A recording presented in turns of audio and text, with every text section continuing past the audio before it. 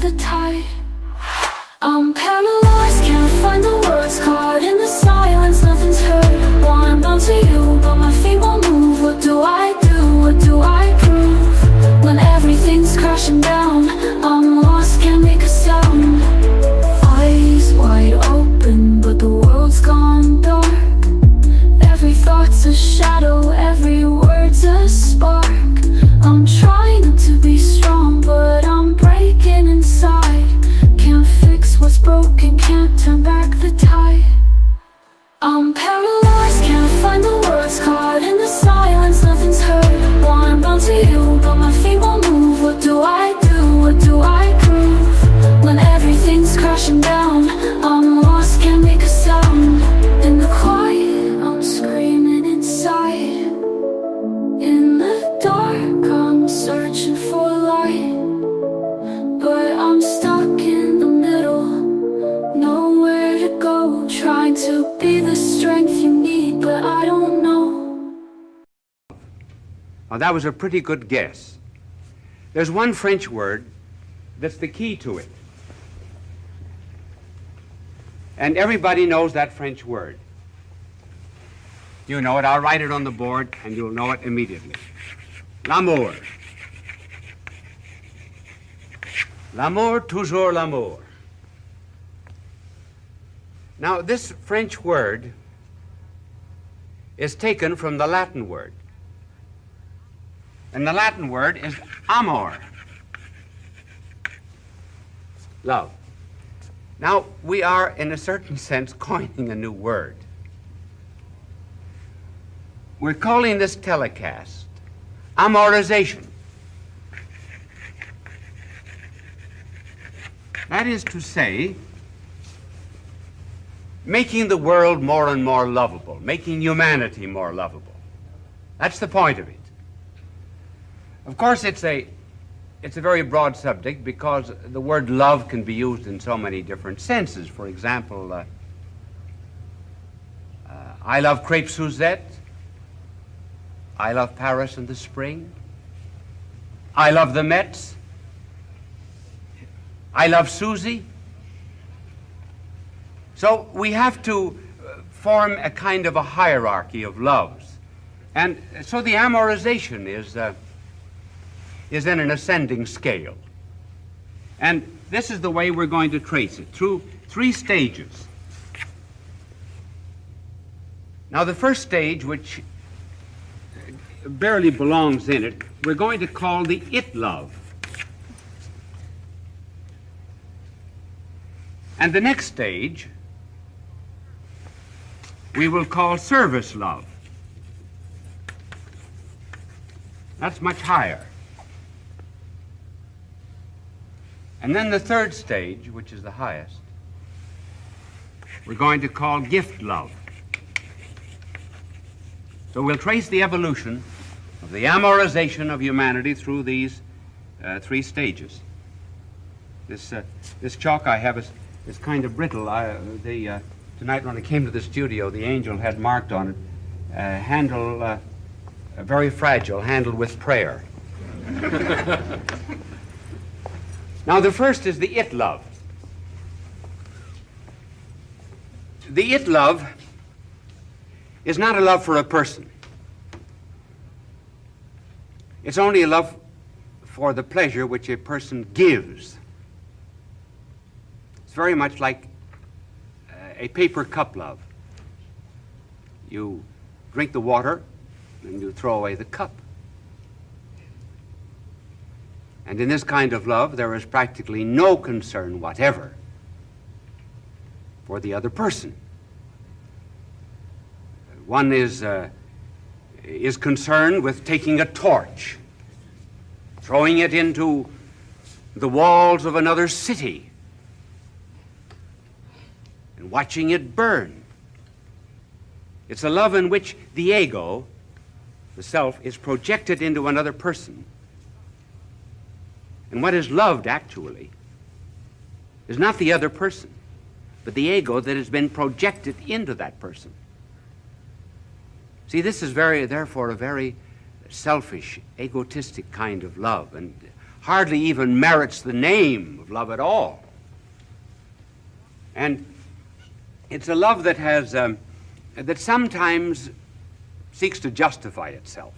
In fact, it always does. Simply because whenever we miss a high value and go into a lower one, we rationalize.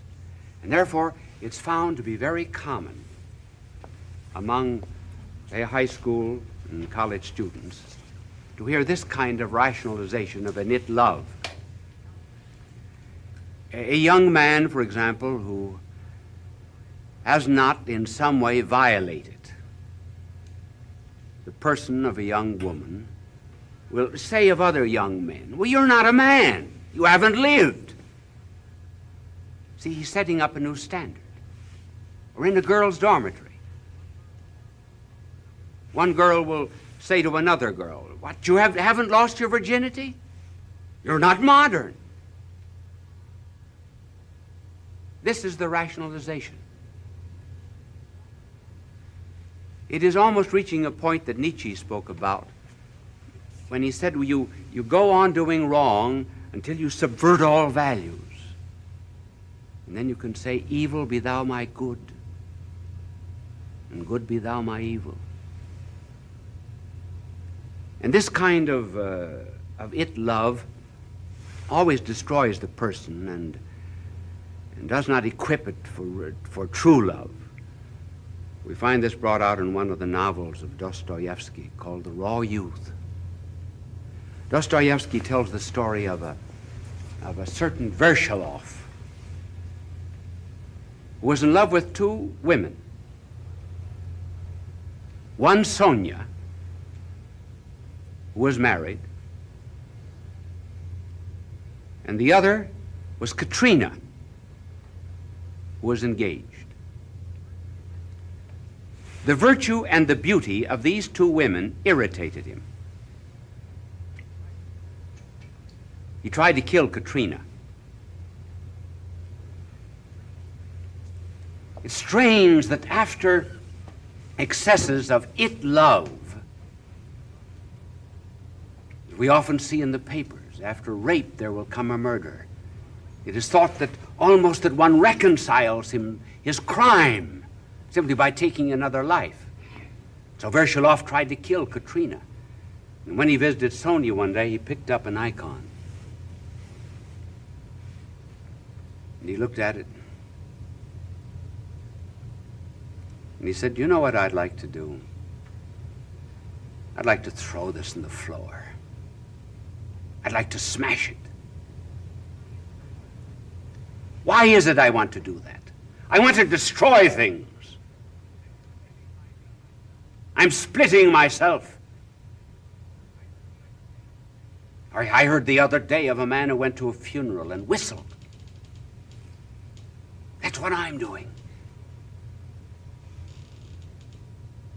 Whistling at funerals. And I think that if I took this icon and threw it on the floor, it would break in two pieces, just like myself. And he threw it on the floor, and it broke into two pieces. The man that was split because he never had a real communion of love with another person.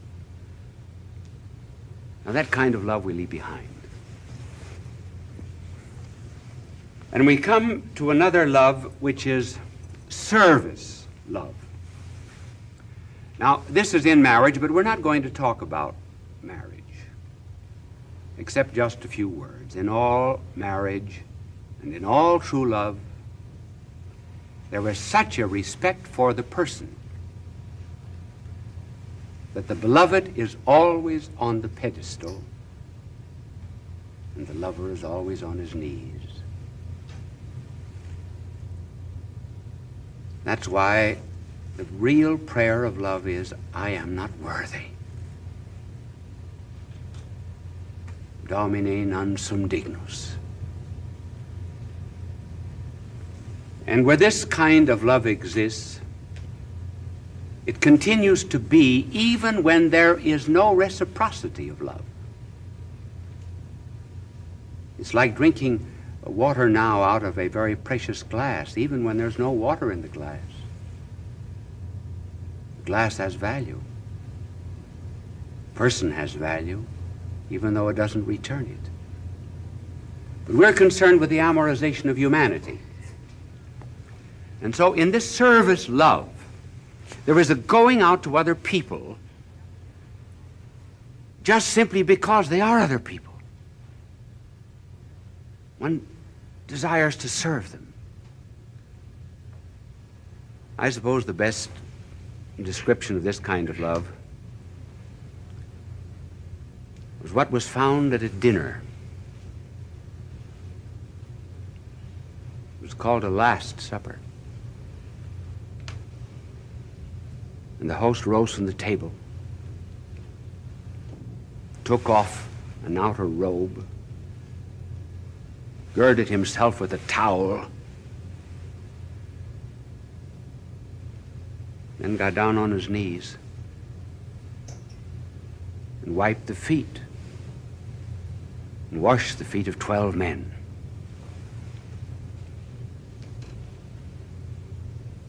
It was a symbol of this divine host who took off the robe of his glory and pomp and girded himself with the humanity of a suffering slave doing dirty work,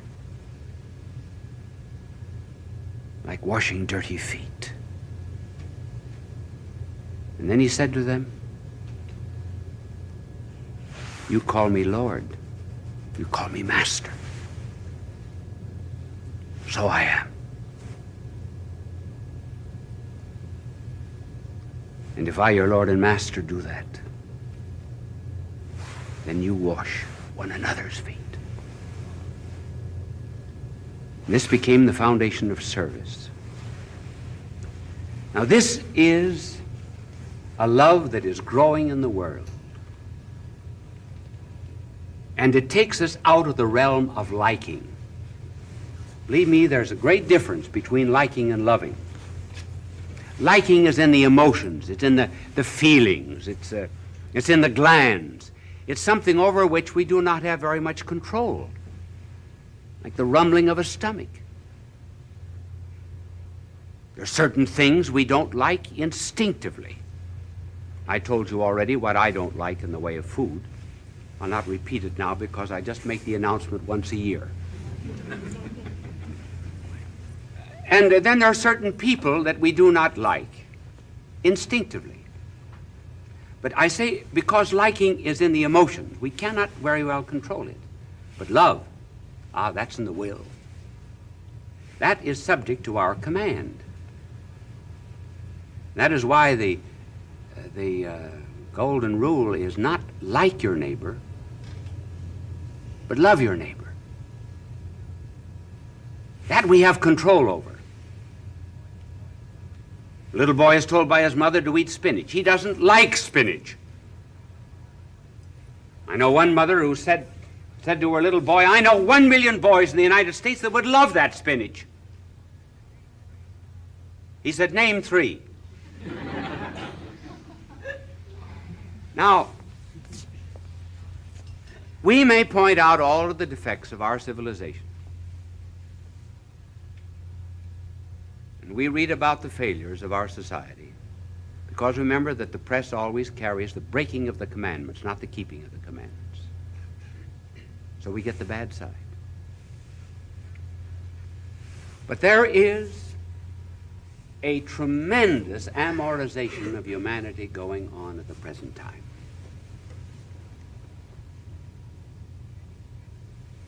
Take any defect of the UN that you please. What is behind it? Amorization of nations. At least they're trying to settle disputes in a peaceful way. Foreign aid, all right, it's wasted. It should be distributed by people who are on the scene. But at any rate, it's service, it's love of humanity. Psychiatrists, doctors, social workers, teachers, those who were defending civil rights, those who were helping the downtrodden, volunteer workers in hospitals, missionaries.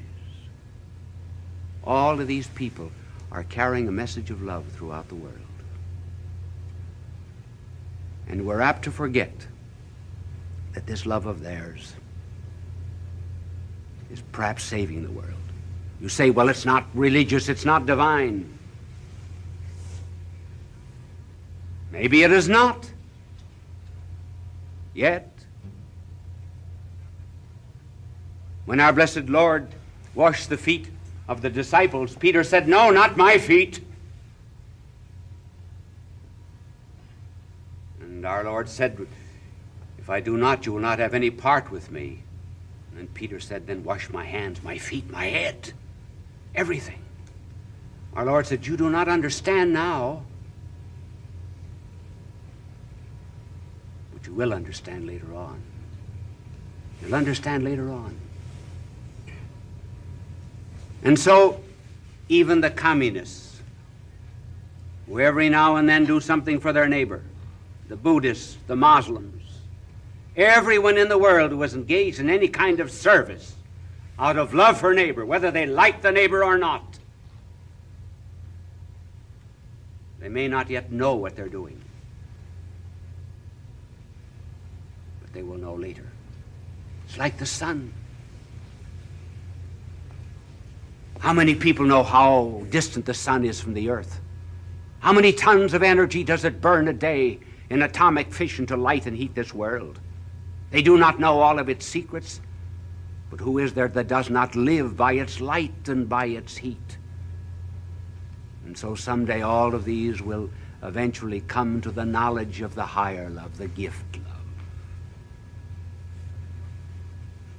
And they'll begin to see that this service love that they had for their neighbor is something that had its roots in the divine.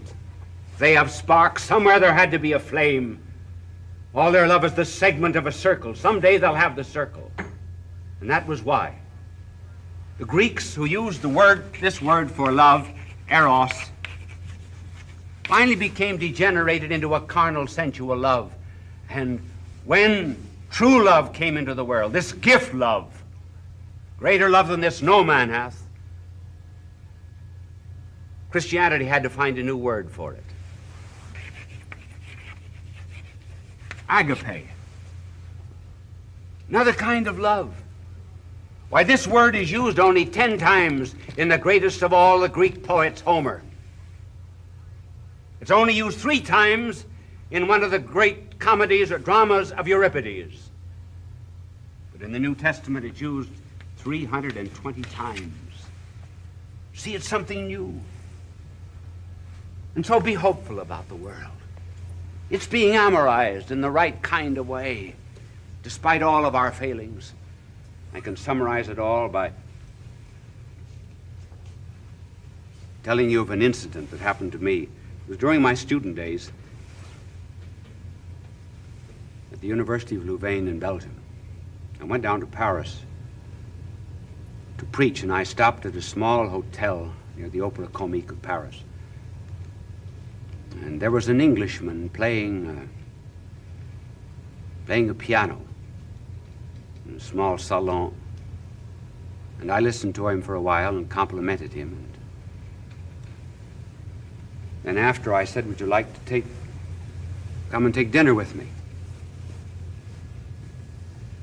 He said, all right. So we went to a little restaurant near the hotel. He told me that he was a salesman in one of the best known and most reputable jewelry stores in Paris. During the course of the dinner, he said, I have a problem. He said, do you know that I've never met in my life one good man or one good woman? Never. So I thanked him for the compliment. And then he went on to say, I meet a woman and then I get tired of them. He said, just a year ago, this coming 11th of February, he said, I was in this restaurant. Over there at that table was a woman who was trying to break a lump of sugar into a cup of coffee. She couldn't break it. I went over and helped her, and she told me how mean her husband was to her. So I said, well, come and live with me. Live with me. There's the it love. So he said, she's been with me ever since. I'm tired of her. So this morning, I bundled up all of her clothes, left them with the concierge, but she anticipated my move. And she left me this note. Read it. And it read, Dear Puppy. See, it was the it love. It was a sad love. It's a puppy love has got a face like a basset hound. And so it read, Dear Puppy, if you do not continue to live with me until the 11th of February, I shall commit suicide by throwing myself into the Seine. Now, he said, may I allow her to continue living with me until the 11th of February to prevent her from committing suicide? And I said, no. May not do evil that good may come from it, and she will not commit suicide anyway. Well, about 11 o'clock, I said, I have to go up to Montmartre. Oh, he said, I was just beginning to think you were all right. Now I know you're as bad as any of them. Why are you going up to that hellhole? I said, my good man, there's something else at Montmartre besides dives. Said, there's a great basilica up there called the Sacré-Cœur. And I said, there'll be 1,000 men up there. All night long. They're up there every night. And I'm going up there. Spend the whole night. Come up with me. What'll I do? Anything you please. How long will I stay? I said, I intend to stay all night, but I'll leave whenever you leave. So we stayed all night. I read Mass there the next morning. And he said, stay in Paris a couple of days and teach me how to be good. Just discovered what love is. And that night, at our appointed time, he came in with a woman, not the one that was involved, and he said, we'll go out to dinner. And I said, no, not all of us.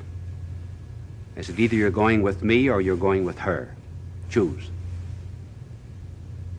So we walked up and down a few times and said, well, Father, I think that I'll go out with her. And so he who arose from it love to a kind of a service love now fell back. But 2 years later, I went to visit Abbé Pierre, the man who takes care of all of the rag pickers of Paris. And as the truck drove up, who was on it but my good friend? And he said, I'm working here now for Abbé Pierre. He said, I have decided to go out with Agape.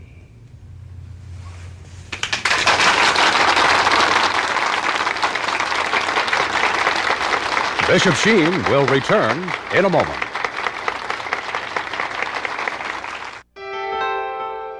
Fulton J. Sheen is indeed a man for all seasons. He walked a paced beat, allowing us to glimpse his nature and ponder its worth and to enjoy its presence. Bishop Sheen authored over 90 books. He broadcast countless radio and television programs and ministered in many parts of the world to people of every belief. As he said many times, it is not a unity of religion we plead for, but a unity of religious people. We may not be able to meet in the same pew, but we can meet on our knees. There are two kinds of knowledge about things. In order to love human things, we first have to know them. But as regards agape, of which I spoke tonight, and divine things, one first has to love them, and then one comes to know them. I said to him, don't you think we ought to think about getting married? And he said, at our age, who'd be having either of us?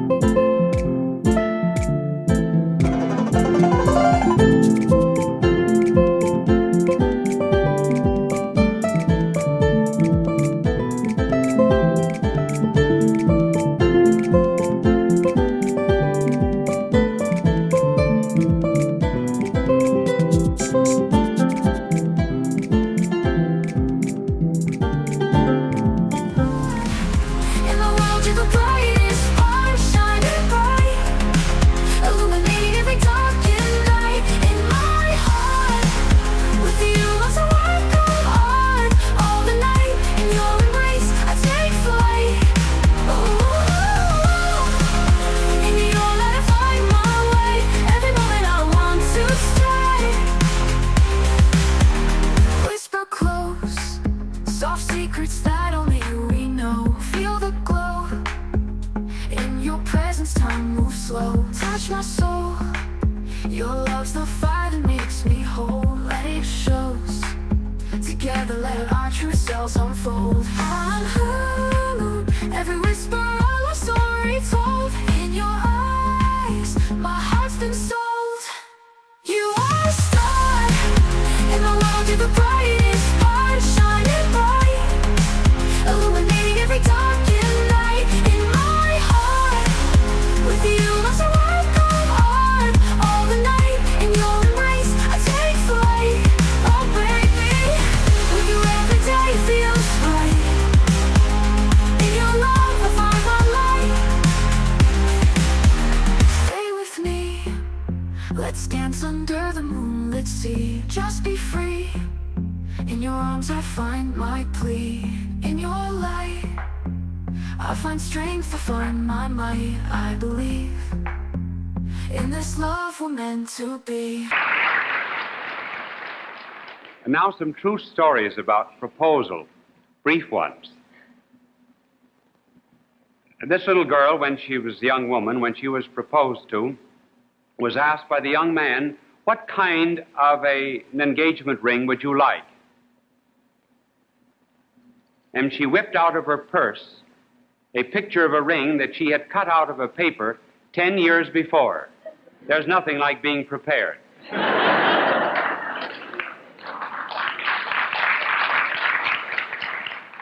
And then this other young lady had been waiting for a year or two for a proposal, and she was absolutely sure that on Christmas Eve he would bring a ring and propose.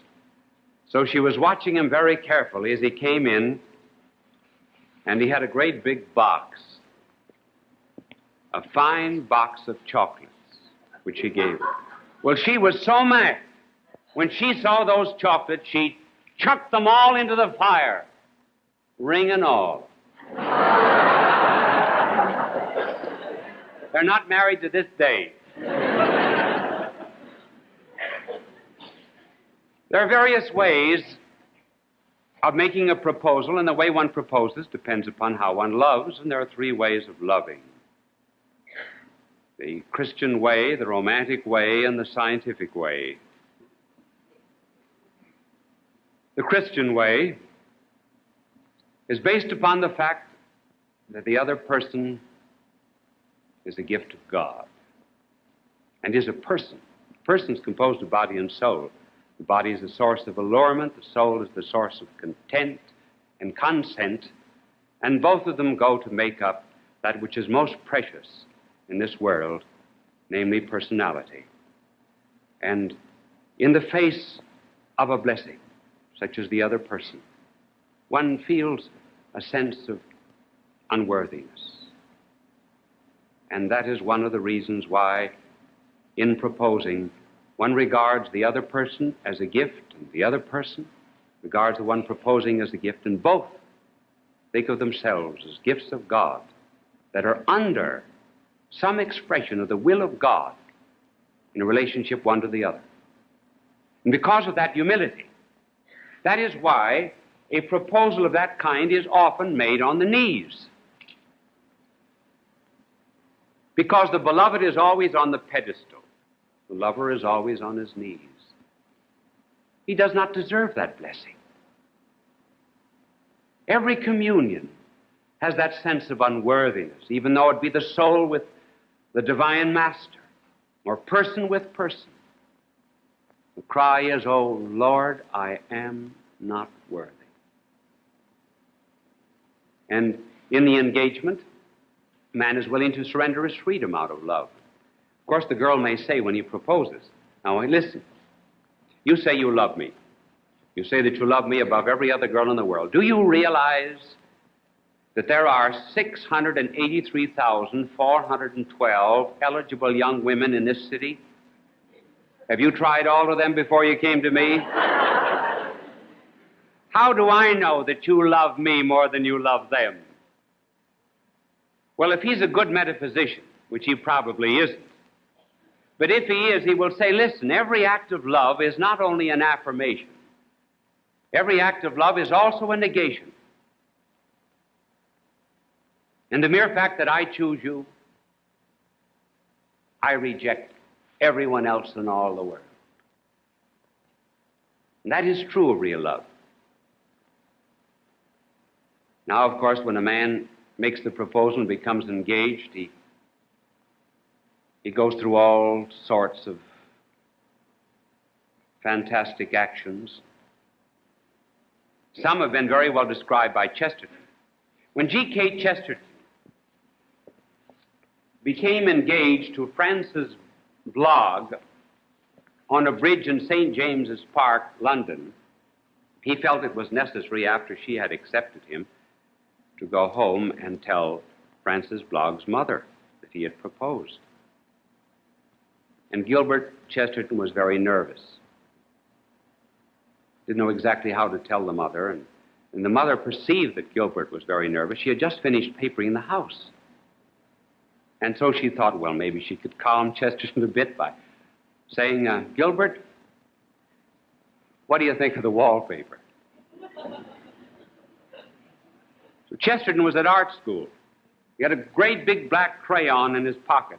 And he immediately stood up like a great knight, went to the wallpaper, and drew on the side of the wall a great portrait of Frances, his beloved.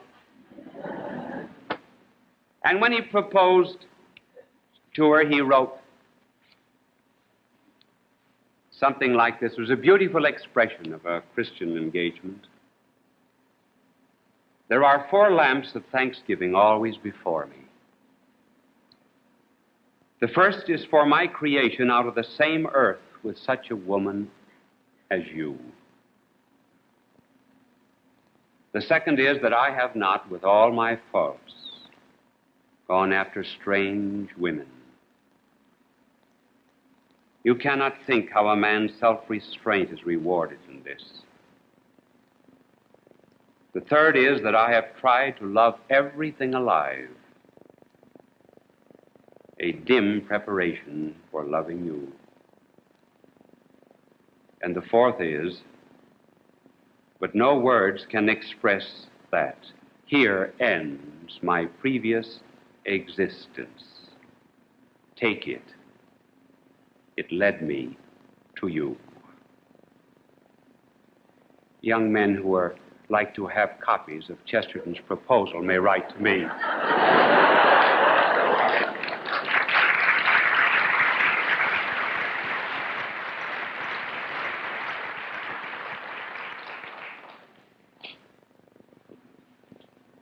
Then there's another kind of love, which is the romantic love, in which love is divorced from the divine will and from a religious basis. One is not so much interested in the other person. Therefore, one does not have that sense of unworthiness in the face of a gift of God. Rather, one is interested in the other person because of the pleasure the other person gives me. That's romantic love. In other words, the ego, or the self, is projected into someone else.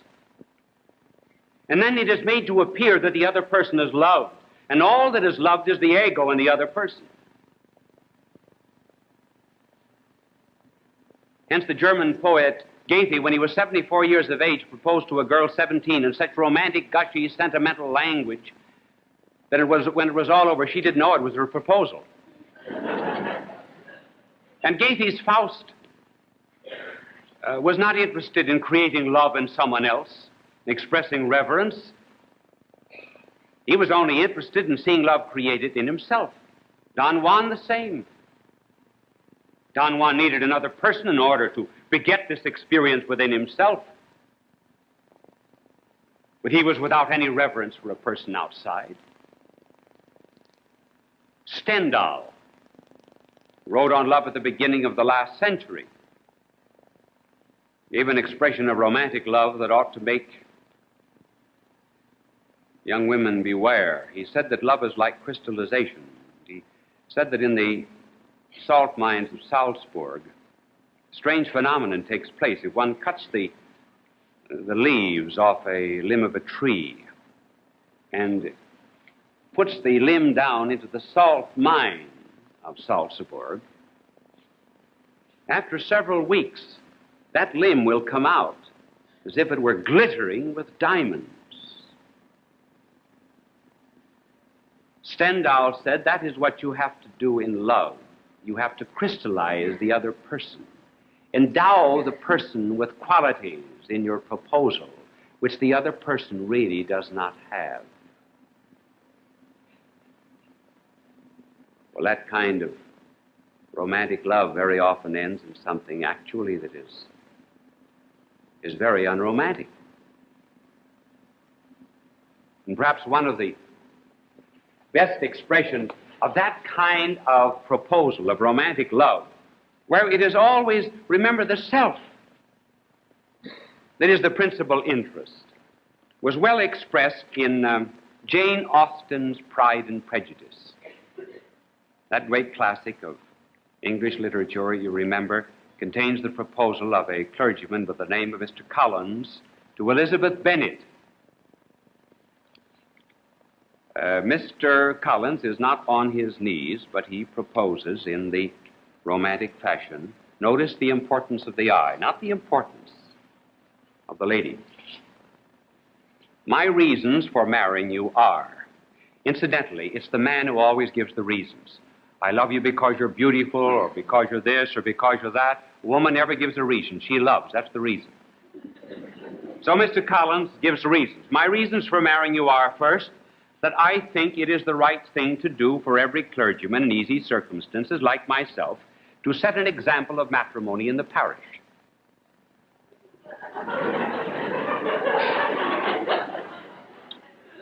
And secondly, that I am convinced it will add very greatly to my happiness. And thirdly, which perhaps I ought to have mentioned early, that it is the particular advice and recommendation of a very noble lady whom I have the honor of calling patroness.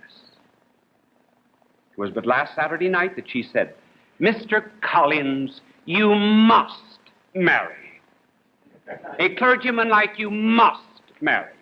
Choose properly, choose a gentlewoman for my sake and for your own."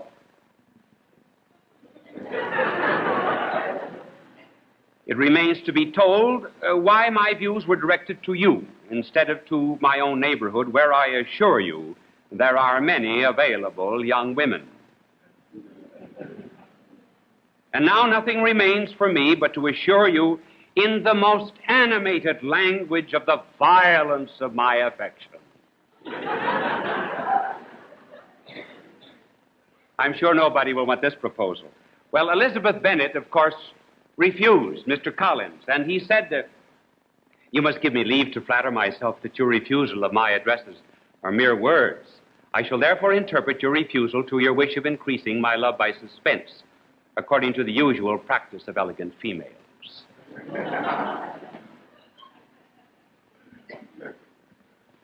In the romantic, too, one might associate the utilitarian. And we'll pass that over very quickly. That's marrying someone for money. And for great money sometimes was asked if you married the most beautiful daughter in the family, and then you were paid a great deal of money if you married the ugliest. Sir Thomas More, the English chancellor and martyr and saint, married the ugliest daughter in a family just to please the family. He happened to be an excellent gentleman. It turned out all right, though she tried to convince him that he should not go to the stake and be martyred for his faith. And then, of course, there is the American businessman that I heard of when the young man proposed to his daughter. He said, "Leave your name, address, telephone number. If nothing better turns up, I'll phone you." Well, the young man finally married her, and as they came out of the church, the father said to the groom, "I want you to know, young man, that you're the second happiest man in the world." Well, that utilitarian love we can ignore because there's only one kind of love that can be bought. That's a puppy's.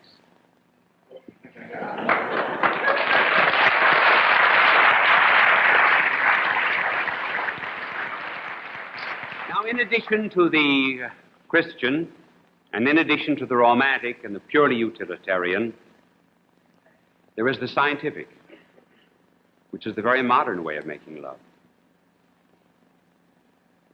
And you'd be surprised how very common this is.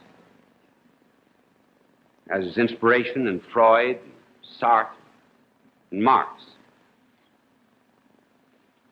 Take, for example, love under Marx and communism. The only important thing in all the world, according to Marx, is economic production. And marriage was to sustain private property. It was built upon it, rather. Private property goes, marriage is no longer needed. When communism began in Russia, though they found out socially and experimentally that this plan did not work, but when it began, the communist theory was, drink the water, forget the glass. In other words, the person does not matter. The person now completely dissolves and fades away. The Christian person now is not always even the pleasure. And communism has insisted that party leaders in various countries should take the wives that Moscow dictates. And you would be surprised how often that happens.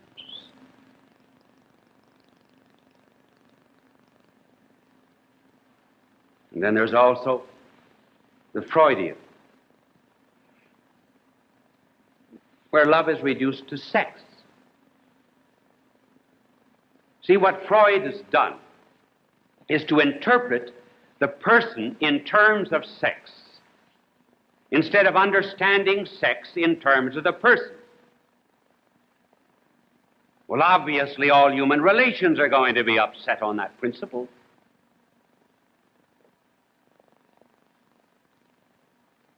So that a proposal, Freudian character, might run something like this. Darling, I've been to see my psychiatrist.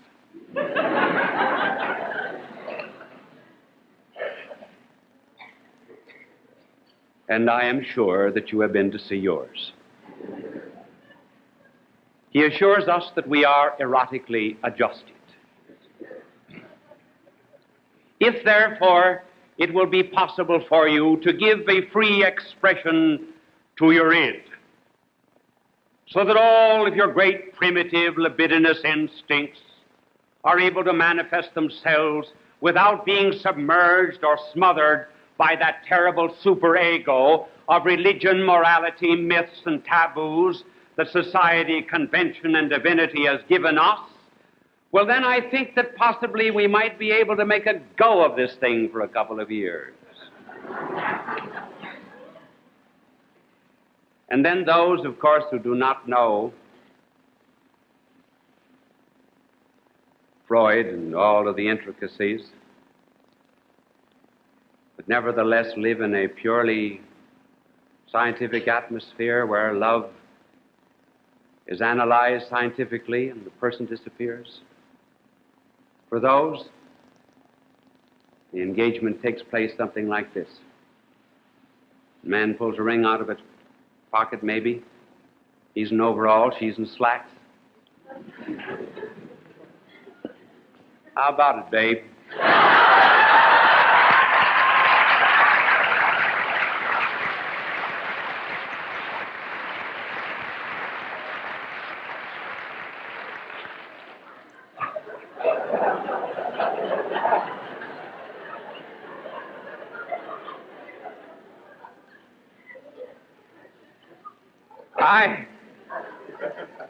I really and truly know of one young man who's going with this girl. She was not expecting the engagement ring. They had stopped at a restaurant, and he went in to get some food and drink for her, and she was drinking a glass of water, and she almost swallowed the ring. He had put it in the glass of water. Not put on her finger, just in the cup. Person is no longer important. Then, of course, we have in the modern age engagement by univac.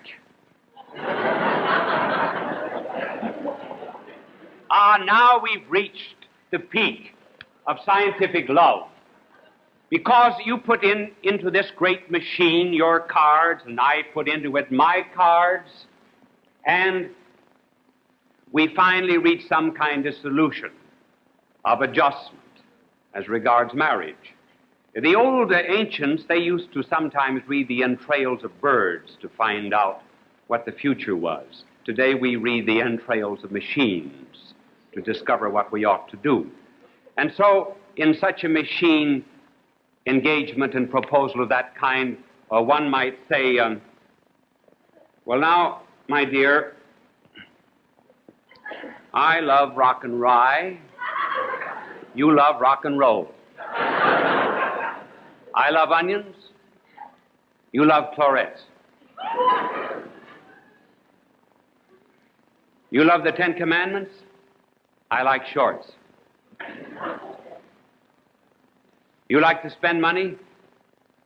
I like to make it. You like to smoke cigarettes. I smoke filters. And you were also the kind, I am sure, that you remember how we met. It was in the most unusual way. We were introduced. So I'm your wolf. Will you be my hound dog?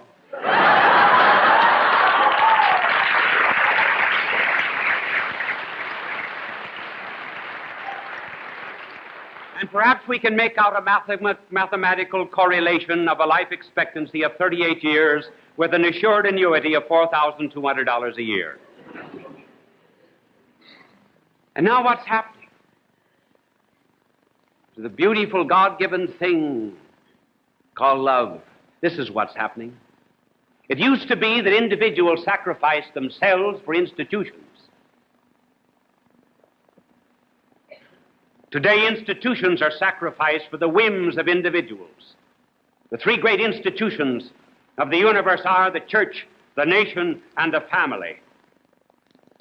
And a man would sacrifice his own individual life and security and safety in order to defend his faith. Out of that came martyrdom. The second great institution, the nation. Man bore a deep loyalty to his nation. Was willing, if need be, in time of war, to sacrifice his life for the cause of his fatherland. And out of that devotion came our heroes.